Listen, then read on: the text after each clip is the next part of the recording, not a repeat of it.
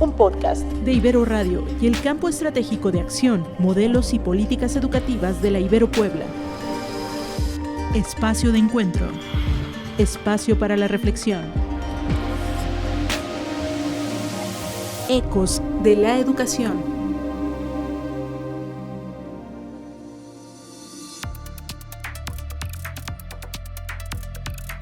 Bienvenidos a un nuevo episodio de Ecos de la Educación, una acción del Campo Estratégico de Acción en Modelos y Políticas Educativas de la Ibero Puebla, espacio donde buscamos crear una reflexión y orientación sobre temas de actualidad y relevancia desde la voz de los diferentes actores y ámbitos educativos. En esta emisión te acompañamos Mariana Solana y Nisa Gutiérrez. Como ya lo hemos mencionado, hemos retomado varias experiencias de actores educativos en este escenario de pandemia. Hoy queremos indagar un poco sobre lo que se está haciendo al respecto, es decir, acciones que permiten abordar el impacto que puede y que está generando la pandemia en el campo educativo. Para esta emisión tenemos un invitado especial. Mariana, ¿quién nos está acompañando en esta ocasión? Hoy nos acompaña el doctor Luis Medina Gual. Él es licenciado en Pedagogía por la Facultad de Educación de la Universidad de Anáhuac y egresado de la 9ª generación del Programa de Excelencia Vértice Anáhuac. Cursó la maestría en Investigación y Desarrollo de la Educación por la Universidad Iberoamericana y ha colaborado como consultor o desarrollando proyectos de intervención pedagógica en diversas instituciones, entre las que destacan Papalote Museo del Niño, el programa Lazos de la Fundación México Unido, la Unión de Empresarios para la Tecnología en la Educación, UNETE, y en la Comunidad Educativa Tomás Moro. Ha trabajado como asistente académico en el Centro Anáhuac de Estudios de la Mujer en la Universidad de Anáhuac, colaborando en proyectos de formación con la Secretaría de la Defensa Nacional, y fue asesor pedagógico docente en la Comunidad Educativa Tomás Moro II. Tiene mucha experiencia en investigación educativa, sus líneas son la evaluación del aprendizaje y de gestión en instituciones de educación superior, y ha sido acreedor al Premio Naucalpan de la Juventud 2008 en la categoría académica, así como reconocido 3 veces por el Premio FIMPES de Investigación Educativa.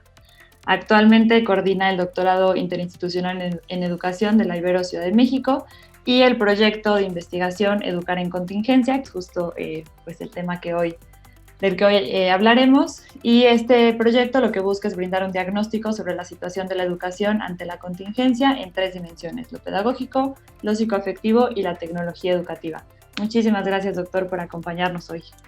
No, muchísimas gracias, Nisa, Mariana, por la invitación. Pues Luis, nos da mucho gusto tenerte en este espacio y pues también queremos mencionar que no es la primera vez que coincidimos, ya por ahí nos vimos hace 2 años, en el 2019, en el foro de CEAMOPE, que justo abarcó este tema de investigación educativa. En esa ocasión llevó el título de Luces y Sombras del Trabajo de Campo, y en esa ocasión pues estuviste participando en el programa impartiendo un taller que en su momento pues, fue muy interesante. Seguramente por ahí habrá alguna evidencia de esto.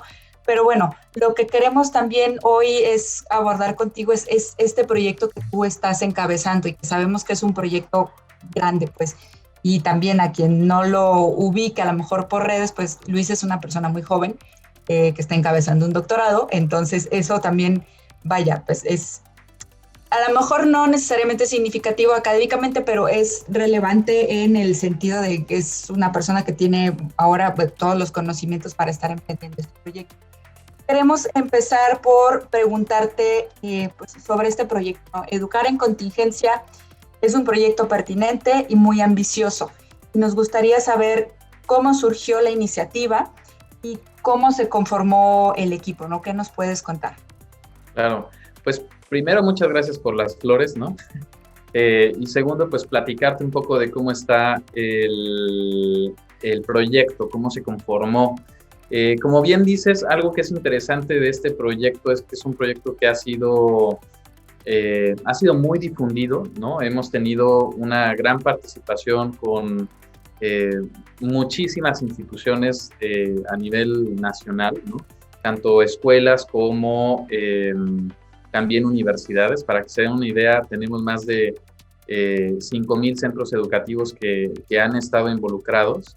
Y lo coordinan básicamente varias universidades, ¿no? Al frente, un servidor, ¿no? Que está coordinando desde la Ibero Ciudad de México el proyecto, pero también tiene participación a través de la Ibero Puebla, por ejemplo, de la doctora Luz del Carmen Montes, también está participando la UNAM, también está participando la Autónoma de Guerrero, la Anáhuac México, la Panamericana también de Ciudad de México.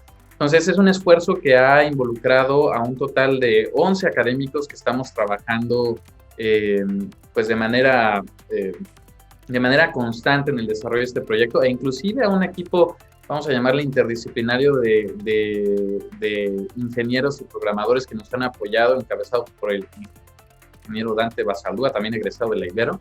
Y pues bueno, surge precisamente de esta necesidad que teníamos en la pandemia de conocer qué es lo que estaba pasando, ¿no? Qué es lo que estaba pasando en la educación y qué es lo que estaba pasando en la educación, no solamente desde lo pedagógico, que generalmente es lo que más nos interesa como pedagogos, sino desde una manera un poco más amplia, ¿no? Y por eso involucramos estos aspectos de lo tecnológico y de lo psicoafectivo.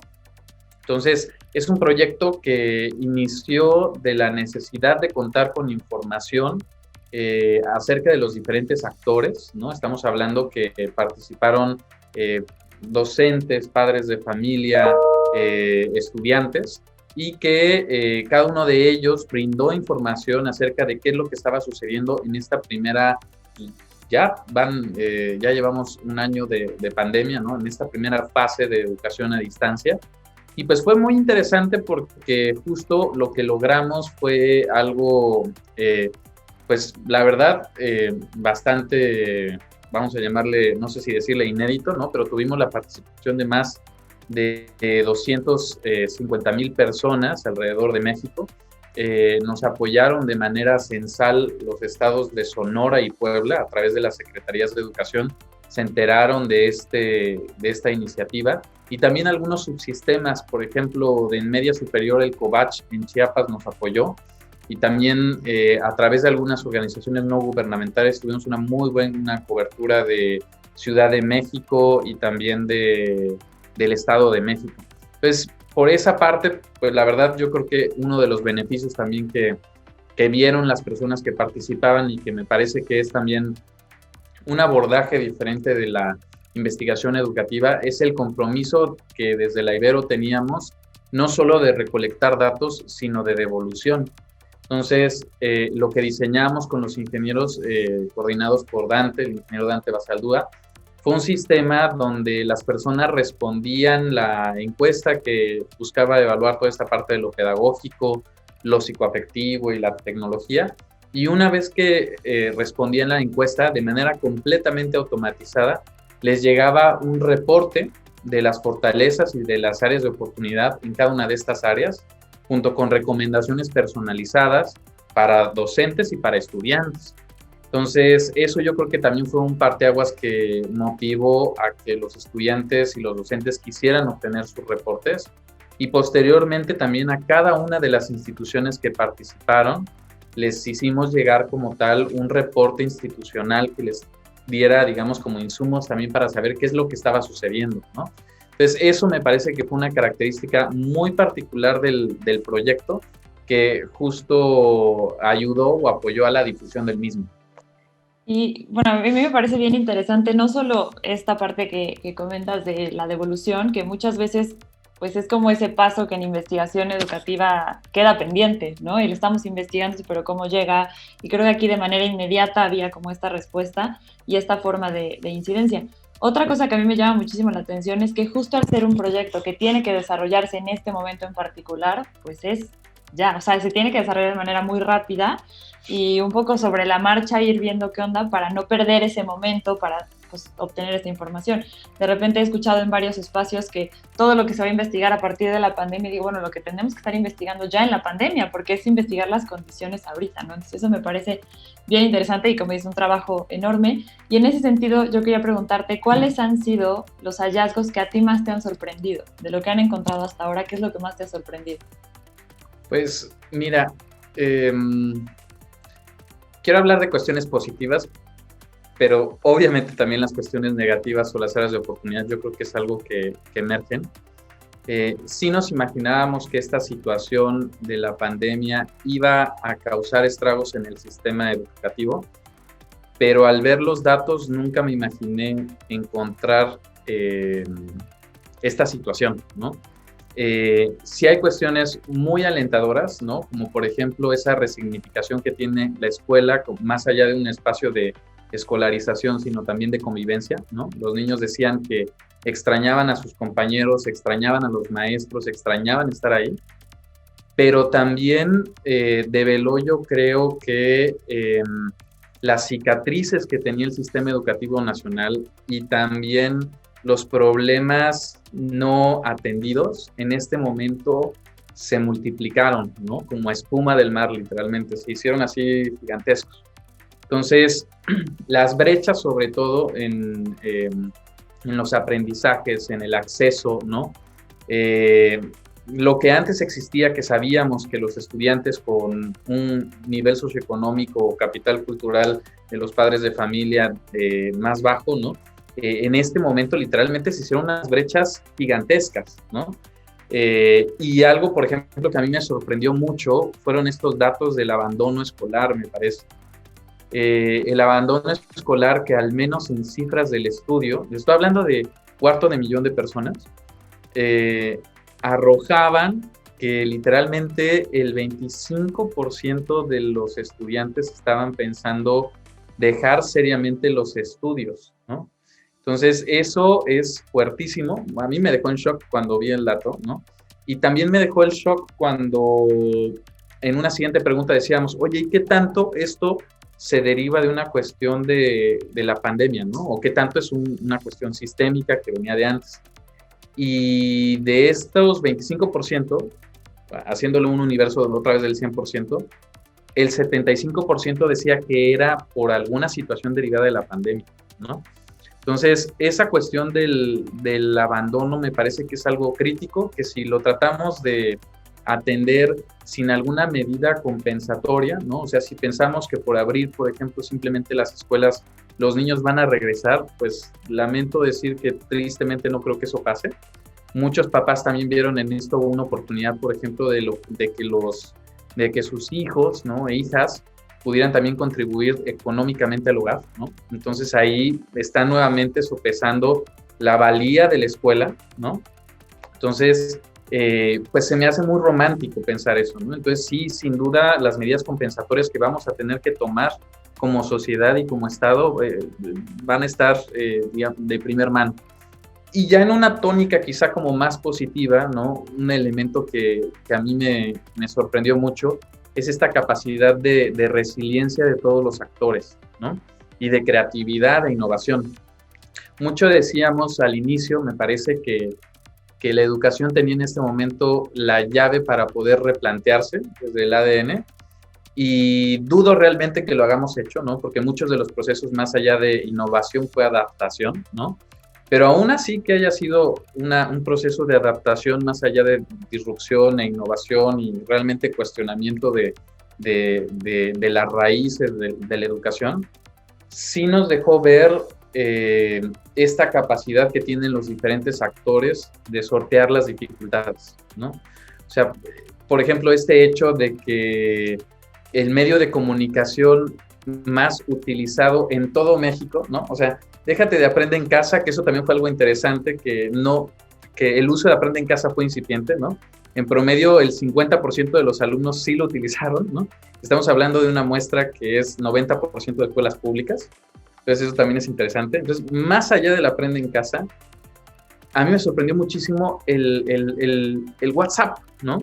El WhatsApp literalmente fue el medio de comunicación, fue el Learning Management System, fue la plataforma, o sea, el Sistema Educativo Nacional le debe a WhatsApp este año escolar, punto, ¿no? O sea, y también eso yo creo que devela una cosa bien fuerte, que es la importancia de repensar el Internet como un derecho básico, universal, ¿no? Porque muchos estudiantes decían justo esta cuestión del saldo, ¿no? Yo no tengo ¿cómo se llama? La lana, el presupuesto para poder estar pagando comunicación por Internet, ¿no? Entonces, pues sí, también otra vez nos revela justo estas carencias que hemos ido, yo creo que arrastrando. Sí, hace unos episodios teníamos a una directora de escuela y justo ella nos decía esto, que para ella había sido la pandemia como quitar una sábana que medio cubría ciertas carencias educativas, ¿no? O sea, decía, los problemas que ha traído la pandemia son problemas que ya estaban y que se han hecho más grandes o que nos hemos topado con ellos de frente, ¿no? Hablaba justo, ella está en escuela privada, hablaba del tema de la innovación con sus docentes, ya son cosas que ya veníamos arrastrando y que la pandemia hizo evidente, ¿no? Entonces, creo que será importante, como dices, esta información que ustedes han recabado y la información que nosotros recabamos en el día a día, o sea, en nuestra cotidianidad en línea, cómo la utilizamos a futuro, ¿no? A lo que sigue. Y en otro episodio también otro compañero nos compartía su experiencia como docente en telesecundaria y resaltaba mucho esta parte, ¿no? De las redes sociales, particularmente de WhatsApp, como un medio de comunicación y como un medio de, bueno, ¿dónde están los alumnos? ¿Cómo la secretaría te pide que les des seguimiento, que estés prácticamente detrás de ellos y era el medio, ¿no? Porque no había otra o estas características y carencias que también como telesecundaria tienen. Pero bueno, retomando un poco lo del tema pues, del proyecto, pues sabemos también que está implicando diversos niveles educativos y nos gustaría también un poco saber cuáles han sido las principales diferencias entre estos en la manera de abordar la pandemia, si algo por ahí se ha rescatado, porque sabemos que, vaya, es un proyecto que sigue y va a seguir todavía un buen rato. Claro. Sí, mira, te voy a decir un poco lo que, ahora sí que el término en inglés es scratching the surface, ¿no? O sea, apenas estamos empezando justo a analizar todos los datos comparados en los diferentes niveles, porque es muchísima información, ¿no? Pero lo que hemos empezado a notar es que sí, dependiendo del nivel educativo, hay diferencias importantes en cómo se ha manejado mucho este tema de la pandemia y la educación a distancia, que es lógico, ¿no? Por ejemplo, otro estudio que teníamos por ahí, ¿no? Lo que develaba es que al menos en escuelas particulares, los mayores índices de no inscripción, por ejemplo, eran los de preescolar, ¿no? O sea, ahí los papás literalmente sienten que ellos hacen todo el trabajo, ¿no? Como que hay esta idea de que toda la parte de planeación de los materiales y demás como que no se ve muy presente, ¿no? En cambio, por ejemplo, en educación, sobre todo secundaria y bachillerato, uno de los temas que ha sido más importante es, más allá de la parte pedagógica, la parte psicoafectiva, que si ya de por sí está todo este tema de la adolescencia, ¿no?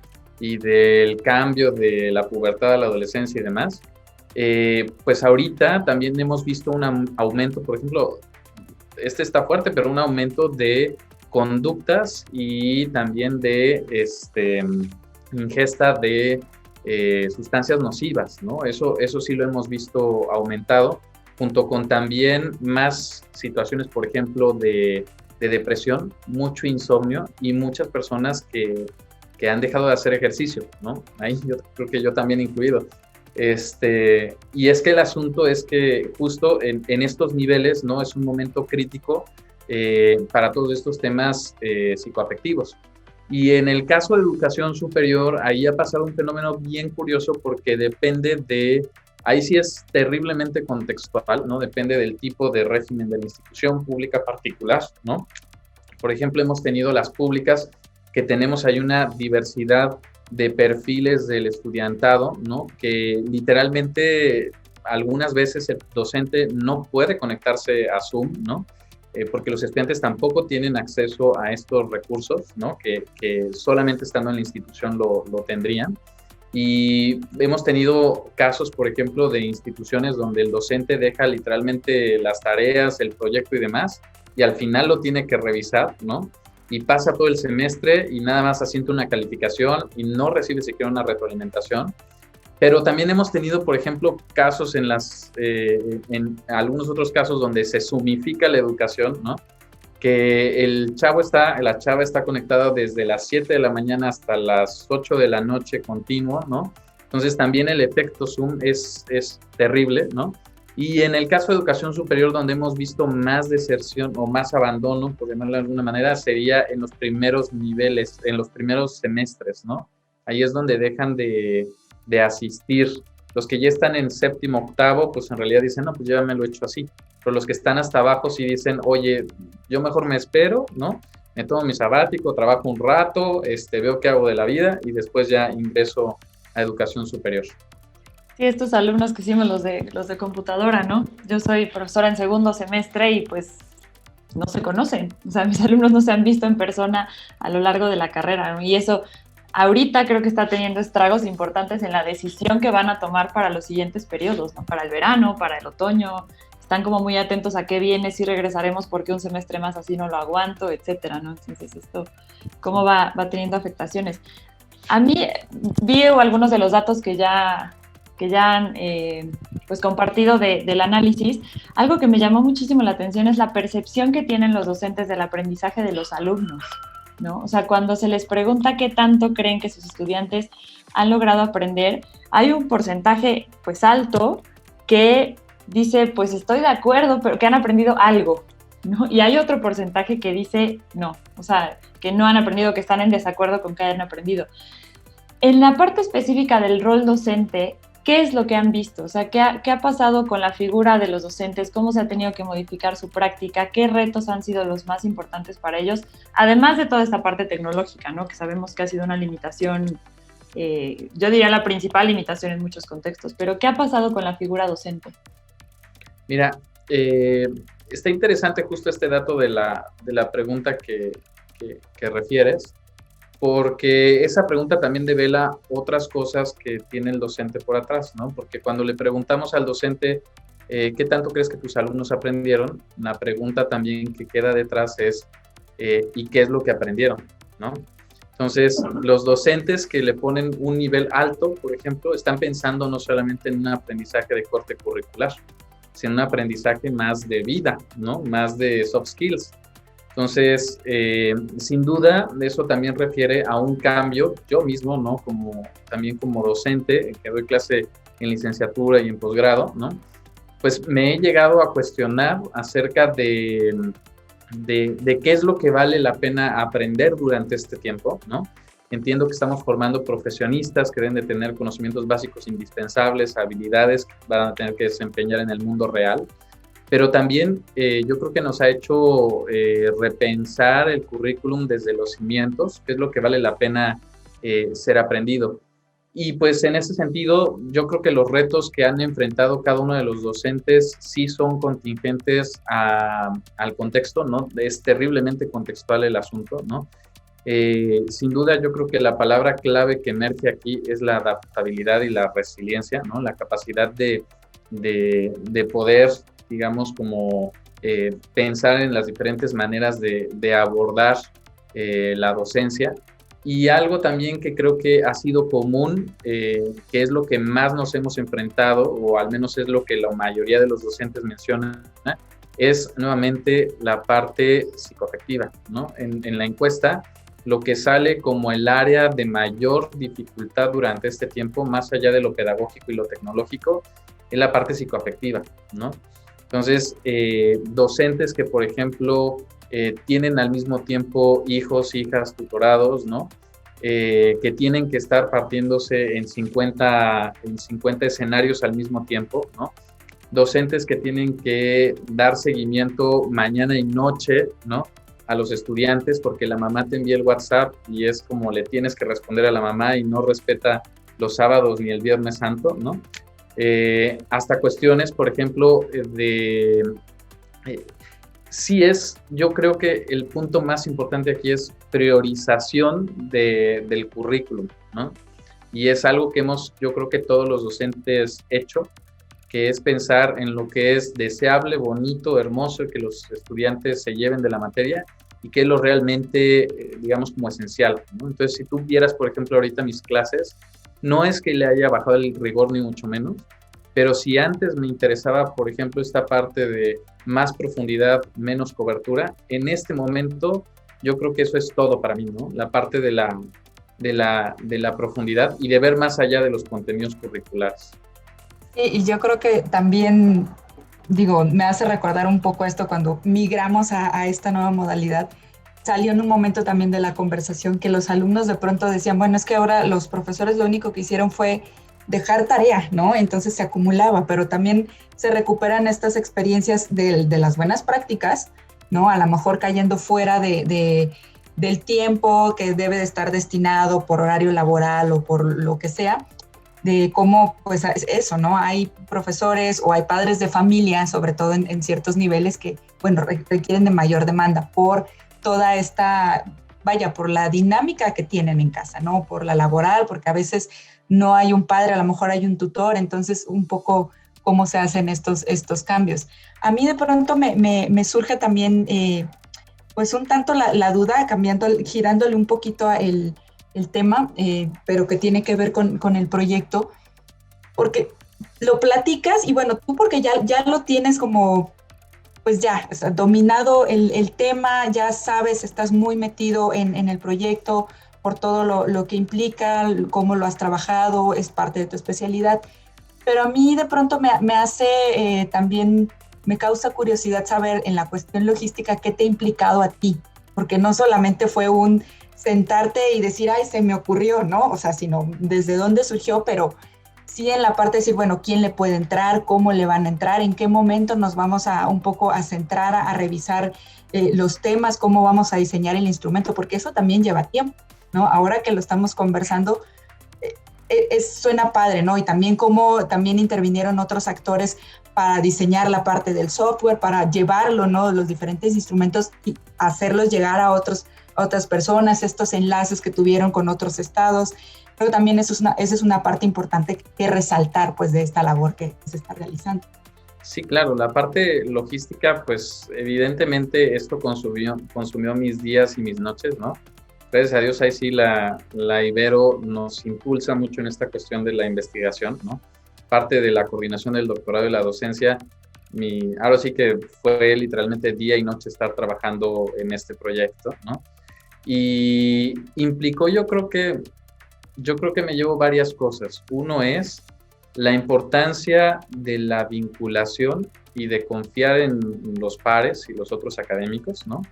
Sin duda, invité y fuimos jalando a personas que sabemos que son, o sea, que les confiaría literalmente la escritura de un artículo sin mayor problema, de que confíen que van a escribir bien algo o van a hacer, o sea, eso me parece fundamental, ¿no? Solamente, digamos, en ese sentido, invitamos a estas personas que súper nos llevamos y que ellas mismas dijeron, oye, invita también a esta persona. A Elvia, por ejemplo, Garduño, la doctora Garduño no la conocía y me la recomendó la doctora Videgaray, que ya fue mi asesora de tesis en el doctorado. Y yo le confié y dije, está bien, doctora, yo confío en usted, en vos confío. Y vino y nos apoyó. Y se hizo, yo creo que un equipo de trabajo bien lindo, ¿no? Nos reunimos una vez a la semana todos los, pues de manera periódica. Y ha sido muy padre porque dentro de la coordinación del proyecto, ¿no? Que yo tengo la visión macro, ¿no? Se han hecho también comités pequeños para cada una de las dimensiones. Entonces, por ejemplo, la psicoafectiva la dirige Ximena Chao de la Ibero, la pedagógica la dirige Elvia Garduño de la Autónoma de Guerrero, la tecnológica la dirige Mari Carmen González Videgaray de la UNAM. Entonces ha sido un trabajo súper lindo donde yo creo que todos hemos aprendido mucho, hemos tenido que aceptar, ¿no? Dialogar muchísimo, ver que sí, que no, ¿no? Ha habido muchos jaleos, pero jaleos ricos. No son jaleos de rivalidades ni mucho menos, sino jaleos de discusión académica intensa que nos han hecho, yo creo que aprender mucho. Y también esta parte, yo creo que tecnológica, ha sido fundamental, ¿no? Con Dante en particular, porque sí ha implicado también conocer y acercarnos pues, a un trabajo, si ya era interdisciplinar, entrando con la parte tecnológica, pues ha tenido que ser mucho más, ¿no? Ahí yo he tenido la suerte de que ahorita estoy estudiando una maestría en estadística que me dan cosas de programación, entonces medio podía traducir lo que decía Dante, ¿no? Y la doctora Videgaray, que también es matemática, entonces ahí pudimos traducir las cosas. Y pues bueno, yo creo que un punto bien importante también que no hemos mencionado es toda la parte del financiamiento, ¿no? Estamos hablando de que este fue un proyecto que fue financiado a través de dos elementos, uno que es el CONACYT y otro que es Ibero frente al COVID, hubo un fondo.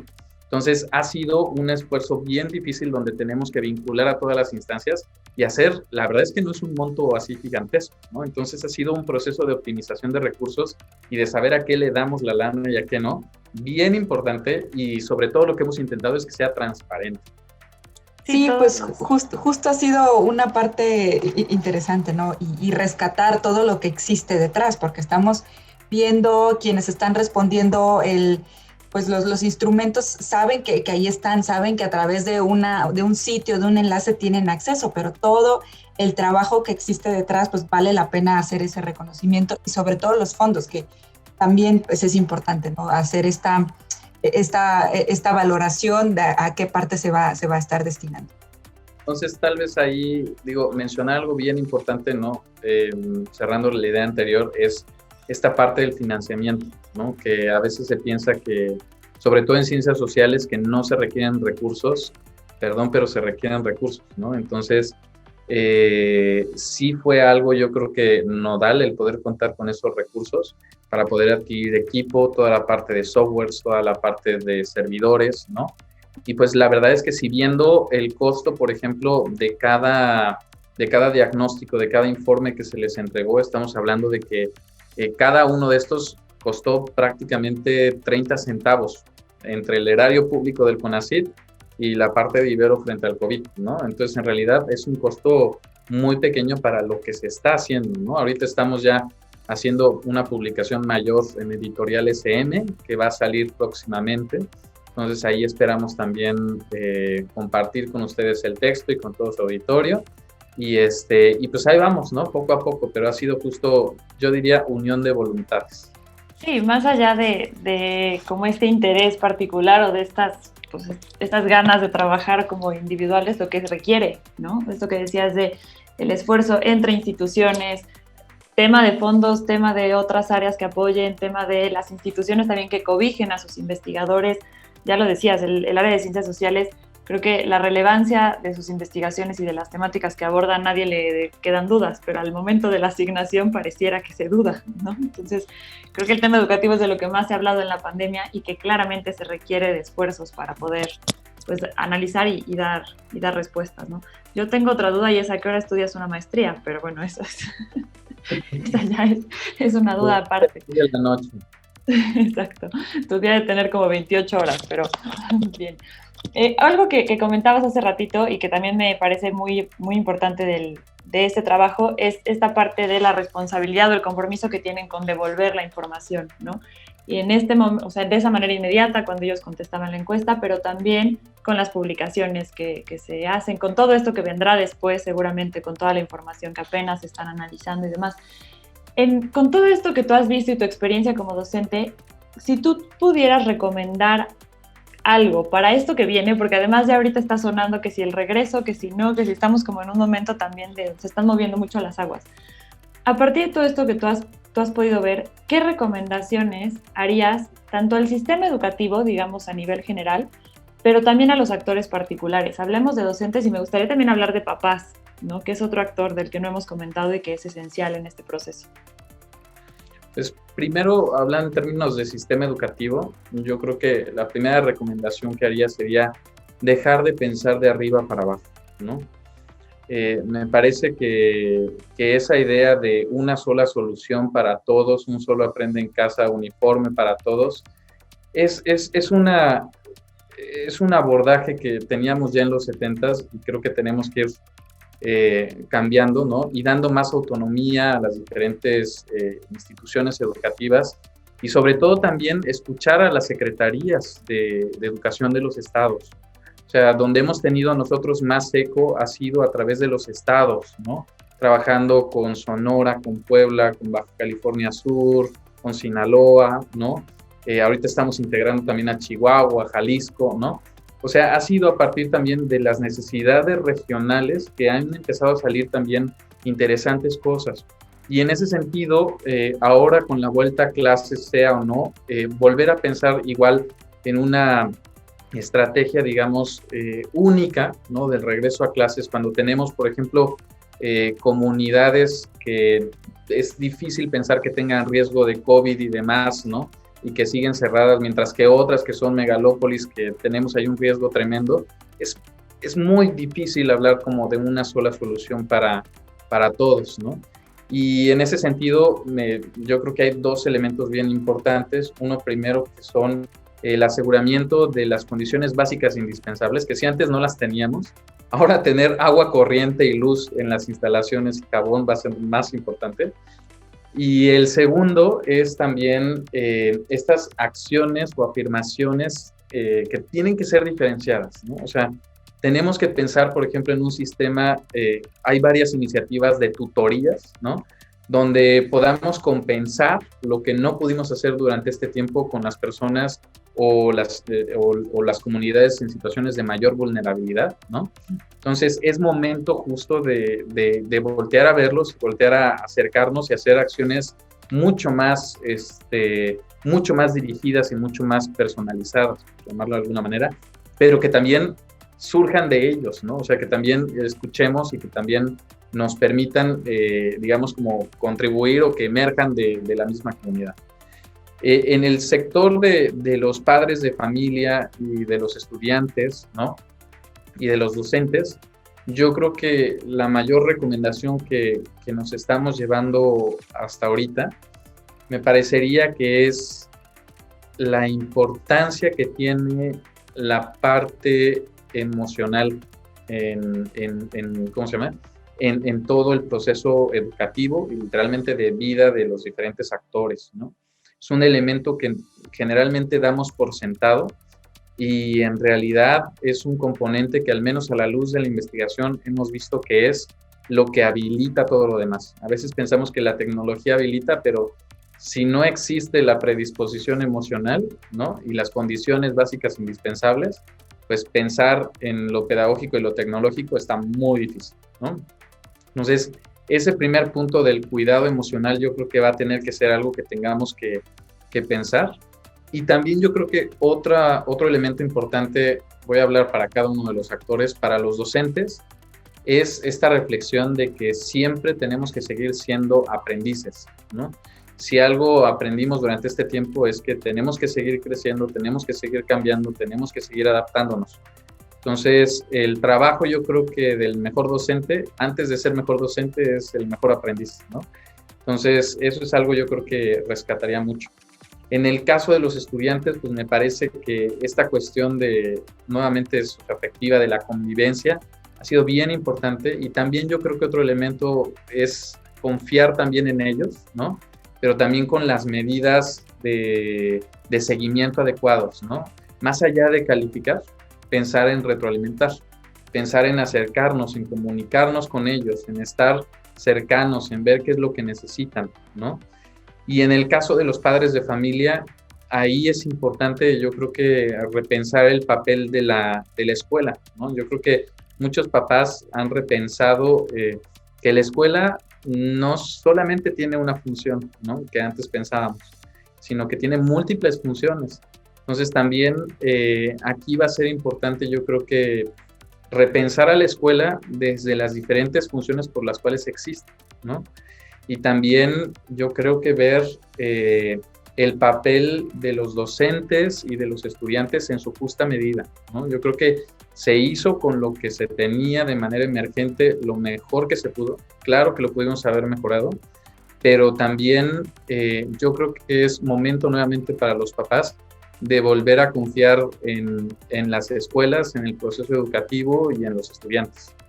Sí, exactamente eso, ¿no? Que me puede encantar un tanto escucharte y lo dijiste al principio, ¿no? Cómo rescatas toda esta parte positiva, ¿no? De poder ver el vaso medio lleno, decir que hay cosas que a pesar del contexto, a pesar del escenario que tenemos, pues hay cosas que se pueden valorar, ¿no? Y que se pueden revalorar también desde la mirada de los padres de familia. Ya lo hemos mencionado, ¿no? En el caso de los preescolares, como hay quien dicen, oye, no, y lo hemos visto hasta en memes, ¿no? Por redes sociales, ¿no? Págame a mí, que yo lo estoy haciendo, ¿no? Pero sí, a lo mejor al momento que regresemos a las aulas, que regresemos a estos espacios, pues bueno, tendremos que hacerlo con otras condiciones que de verdad nos permitan trabajar adecuadamente y no necesariamente con las características que teníamos antes, ya teniendo como todo este referente. Hace un momento que te escuchaba como con estas acciones que se puedan emprender, ¿no? Un poco mencionando esto, lo de tutorías, yo pensaba, bueno, también como responsable de un programa de licenciatura, lo veía también hasta como un campo de intervención, ¿no? Que a lo mejor los propios estudiantes, ¿no? No sé, servicio social, voluntariado, prácticas, ¿no? Algo en lo que no solamente alguien de educación, sino que pueda entrarle a proyectos de este estilo, ¿no? Que de la mano de quienes estén encargados de algún proyecto de investigación y demás puedan tener como una base más sólida y no necesariamente estar como a la expectativa o estar haciendo una crítica al sistema, sino bueno, desde tu trinchera también tú cómo puedes abonar a eso. A mí me parece también un escenario en el que podemos aportar, vaya, un granito de arena. Y pensándolo también como proyecto que también estás encabezando, híjole, de verdad que yo lo escucho y se me hace titánico esto. E insisto, o sea, platicarlo y ahora que tú nos compartes todo este proceso que se ha realizado, suena fácil, ¿no? Suena fácil, pero además de los desvelos que ha implicado, del trabajo en equipo, de acercarte con estas personas que sabes que se van a comprometer, que son de confianza, pues ha sido un escenario y una oportunidad de poder poner a la vista mejoras, ¿no? Que se pueden emplear estas acciones. Y también yo quisiera pues preguntarte, ¿tú qué esperarías? O sea, ya a lo mejor exagerando, que terminando esto, a lo mejor puede ser, no sé, el siguiente año o pasado un tiempo después, ¿tú qué impacto esperarías que pueda tener o que se pueda ver reflejado, a lo mejor hasta paulativo? ¿Qué esperas que suceda después de que cada quien tenga sus resultados, de pensar que ya estamos todos en las aulas, ¿no? Toquemos madera y pensemos que esto va a terminar pronto? ¿Y qué te imaginas que puede ocurrir? Pues mira, yo creo que varias cosas que están empezando a ocurrir, ¿no? Una de ellas, por ejemplo, es que este es el primer capítulo, todos los investigadores tenemos una agenda de investigación y un proyecto de investigación, ¿no? Entonces este fue un proyecto de investigación que todavía no cerramos y ya estamos abriendo el siguiente, ¿no?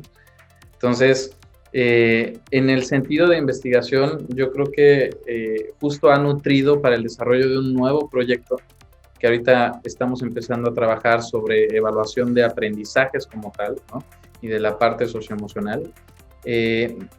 Pero más allá de esto, de la parte de investigación, yo creo que en la parte social, lo que hemos empezado a ver, ¿no?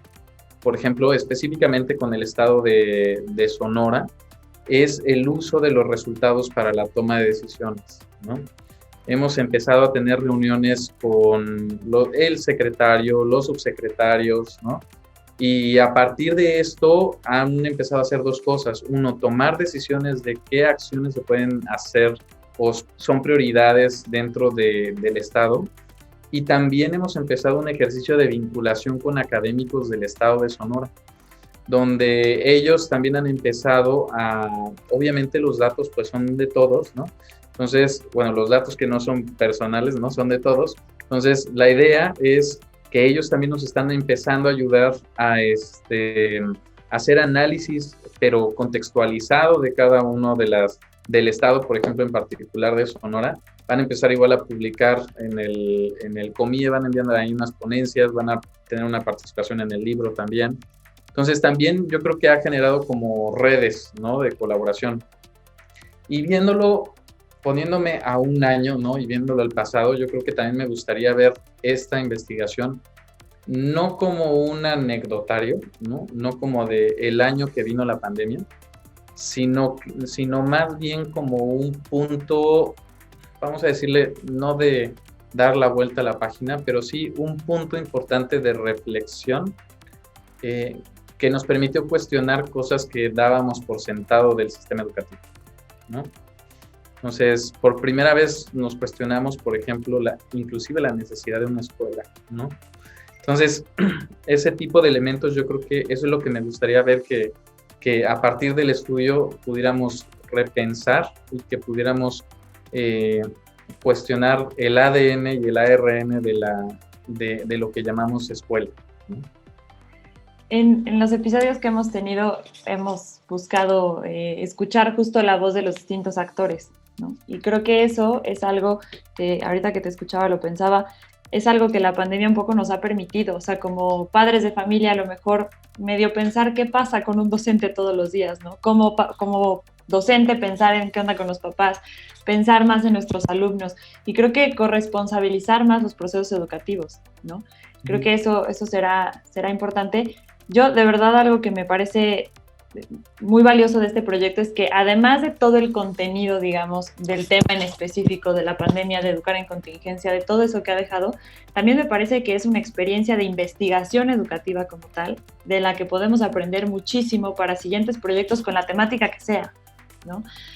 Muchas veces, y lo vemos en los congresos, en distintos espacios, cómo se comparten temas y las problemáticas que se abordan desde la investigación muchas veces son las mismas, pero son 50 investigaciones chiquitas y que ven lo suyo. Y creo que si algo nos muestra esta investigación es cómo cada quien desde su lugar, desde su contexto, etcétera, pero puede abonar a dar ciertas propuestas, ciertas soluciones, ciertas miradas mucho más amplias para la toma de decisiones, etcétera, al unirse y colaborar en algo, ¿no? Entonces creo que, repito, más allá de todo el contenido que ya vendrá y que veremos en el libro, etcétera, del tema en particular, también creo que la experiencia de investigación educativa en conjunto que han hecho nos deja una experiencia enorme y un aprendizaje enorme a todos los que estamos en el campo, ¿no? En las universidades y empezando en investigación o quienes ya llevan mucho tiempo, de cómo esta colaboración y esta mirada desde distintos puntos a una problemática pues nos da mucho más resultados y nos puede dar también mucho más, una plataforma mucho más grande para pues intentar hacer algo con la educación que sabemos que lo requiere, ¿no? Entonces, bueno, eso me parece súper valioso y agradecerte muchísimo el tiempo para compartir con nosotros. No, a ustedes por la invitación y estamos aquí a la orden para lo que necesiten. Luis, pues prácticamente estamos por cerrar este episodio. ¿Hay algo tú con lo que quieras cerrar, como alguna invitación? Sí, claro que sí. Justo yo creo que el final que mencionaba Mariana, ¿no? Es importante, ¿no? Me parece que estamos en un momento donde la ciencia a veces es cuestionada y a veces es utilizada de buena o mala manera, ¿no? Entonces, también nos encontramos en un momento donde hacer ciencia a veces está bien visto, ¿no? Y a veces no tan bien visto. Pero la manera de hacer ciencia, sin duda, está cambiando.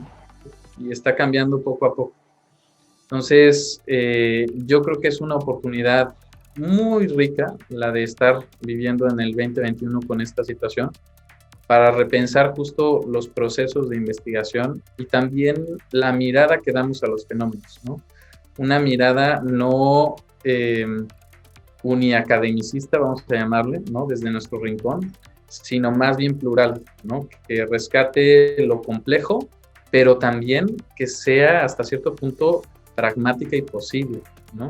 Entonces, había muchas veces que teníamos que decir, ¿sabes qué? Es que esto puede ser mucho más complejo, pero dijimos, sí, pero si es más complejo y seguimos debatiendo, no va a salir esto, ¿no? Entonces, ahí también hay una tensión que yo creo que fue un aprendizaje valioso. Y pues en la parte más bien de la investigación de lo que nos lleva, ¿no? Y de lo que aprendimos, yo creo que es justo la importancia de la complejidad en el estudio de lo educativo, ¿no? Eso yo creo que es algo bien importante y quizá este otro elemento de también la responsabilidad que como investigadores tenemos de incidir, ¿no? No solamente de estar mirando con nuestros lentes y nuestra gorra de scouts las situaciones, sino más bien de entrar al campo y de realmente que la investigación sirva también para transformar y para apoyar en lo que se pueda apoyar. Pues muchísimas gracias, Luis, nuevamente por aceptar participar. Quisiéramos tener más tiempo, pero seguramente en otra ocasión te estaremos invitando a participar y pues a nuestros seguidores los invitamos a escuchar este episodio y cada uno de los que tenemos en Ecos de la Educación. Pueden encontrarnos y se estará difundiendo a través de Medios Universitarios Ibero Puebla, así como en la página, en las redes de Ecos de la Educación. Nos encuentran también en Spotify. Hasta la próxima. Un podcast de Ibero Radio y el Campo Estratégico de Acción, Modelos y Políticas Educativas de la Ibero Puebla. Espacio de encuentro. espacio para la reflexión. Ecos de la educación.